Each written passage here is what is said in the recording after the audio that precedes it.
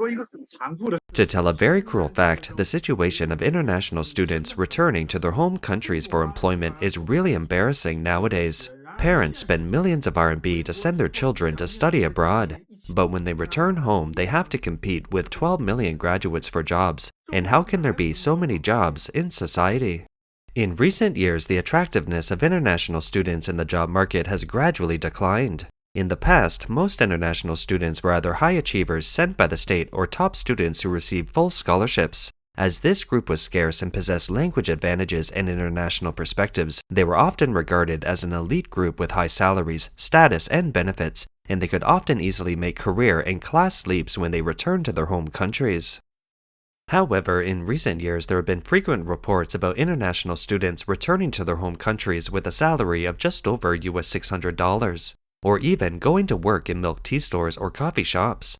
The dividends of studying abroad no longer exist. Graduates from China's top universities and master's degree holders who have returned from overseas have begun to compete in recruitment, with more than 300 high achievers competing for 2 positions. Top universities at home and abroad such as the University of Hong Kong, the Chinese University of Hong Kong, and New York University. If it was 5 years ago, big companies were rushing to get these kinds of graduates, but this year there are too few positions in big companies. Ordinary companies, everyone is rushing to go, but not necessarily have the opportunity to join. That's how brutal the employment environment is now. It's said that half of the students that have graduated from Tsinghua University and Peking University don't have employment, especially those who study liberal arts such as Chinese language, literature, journalism, and so on. In addition, no one is interested in graduate degrees from famous universities. The main reason is that companies are too pragmatic now, and professional matches are more useful than the brand of famous universities.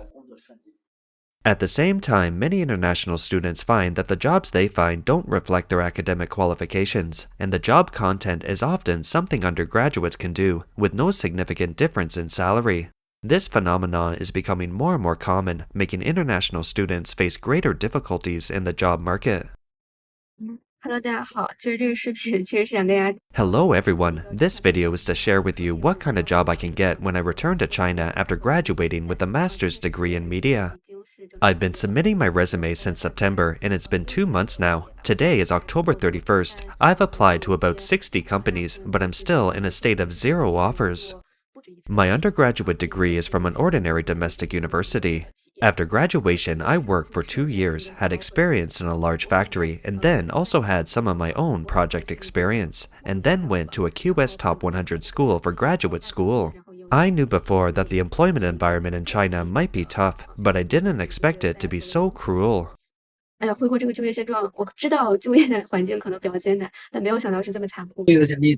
Graduate students can't find a job at all after graduating now. I've been submitting resumes for 4 months, but no company is willing to take me in. And now companies are laying off staff, all of them are saturated. A friend of mine who came back from graduate school in the UK joined a big factory in June this year and was laid off just last month. So what should people like us do when we have a degree and can't find a job? The Communist Party's education ministry expects the number of college graduates to reach more than 12 million by 2025, setting another record. This is 430,000 more than this year, which means competition for jobs will be even fiercer. Some say it's the toughest and most crowded graduation season in history.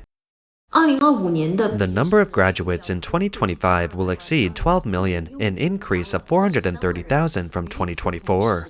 In 2023, the number of newborns in the country will only be 9.02 million, which means that the number of people graduating and looking for jobs this year is more than the number of children born last year. This reveals 2 messages. The first is that according to the birth population in the past 2 decades, this year, next year, the year after next, and even the next 10 years will be the most competitive and difficult job market in history. Do you remember the musical chairs game when you were a kid? 10 people are fighting for 9 chairs. If you pay a little attention, you can grab one. But if 10 people are fighting for 1 chair, you may not be able to grab it even if you try your best. The current employment situation is that thousands of people are fighting for a few chairs. College students are no longer scarce, they are everywhere. Why do we have a 35-year-old age crisis? Why do bosses just love to hire young workers? People think that abroad they don't have age discrimination. That's because they don't have so many young people, they don't have a choice, and we, a large number of young people, are pouring into the market. Now, many types of work, to be honest, aren't very skilled, and coupled with the application of AI, the company must be picking those who don't get sick, don't give birth to children, don't take time off, low-wage young people. When the men reach 35, they change rounds. Women around 29 years old, after all, have to get pregnant and give birth to a baby, then early dismissal.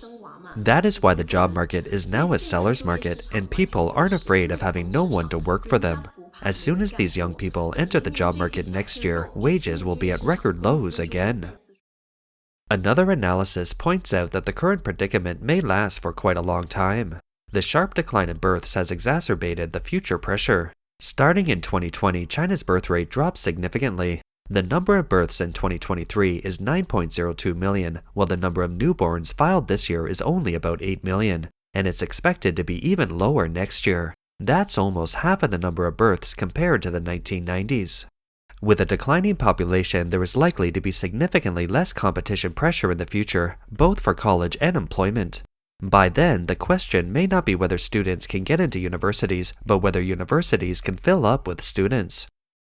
Referring to the case of Japan, after their birth rate plummeted, a labor shortage gradually emerged, and now they have ushered in a reversal era in the job market. Enterprises offer various favorable policies to attract college students, and the employment rate of college students is even as high as 98%. This change isn't due to an improvement in the Japanese economy, nor is it because young people have become smarter, but rather due to a severe labor shortage caused by a plummeting birth rate. Similarly, for the post-90s and post-2000s, although there is more competition for employment in this generation, their children's generation may have it much easier. In response to the current difficult employment situation, the Ministry of Education and the Ministry of Human Resources and Social Security held a joint working meeting on November 14th to address the issue of college students' employment, noting that the employment pressure on graduates next year will increase significantly. Against the backdrop of the current economic downturn, a large number of graduates are facing the predicament of unemployment upon graduation. Despite the release of embellished youth unemployment figures, the problem of unemployment is still growing. Last year, the CCP even suspended releasing relevant data, raising questions. Difficulty in employment for university students has also brought about the problem of new students abandoning their studies. In October this year, the news that 1,477 freshmen in Guangdong have given up enrollment in school sparked a hot debate.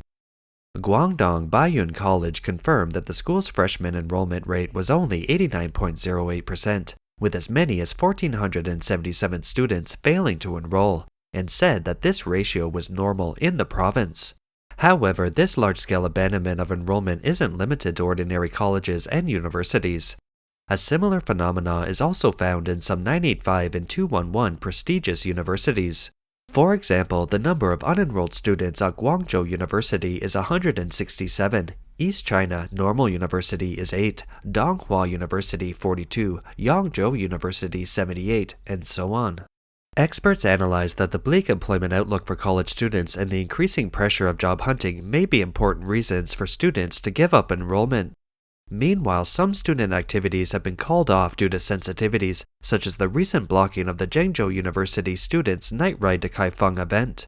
Some analysts believe that the authorities are increasingly alert to activities that could lead to mass gatherings of students, fearing they could turn into protests against the government. In the face of low employment rates and high competitive pressures, the attractiveness of university education in China appears to be declining, a phenomenon that reflects the dual challenges of the current job market and education structure. At the same time, traditional transitional employment options such as food delivery are also under increasing pressure. The current situation in Shanghai, as shared by netizens, shows that the takeaway industry has long been saturated. 没找到工作的。 If you haven't found a job, don't come to Shanghai yet. Come back when you do, because after you come, it won't be like before. If you can't find a job, you can go to the takeaway first.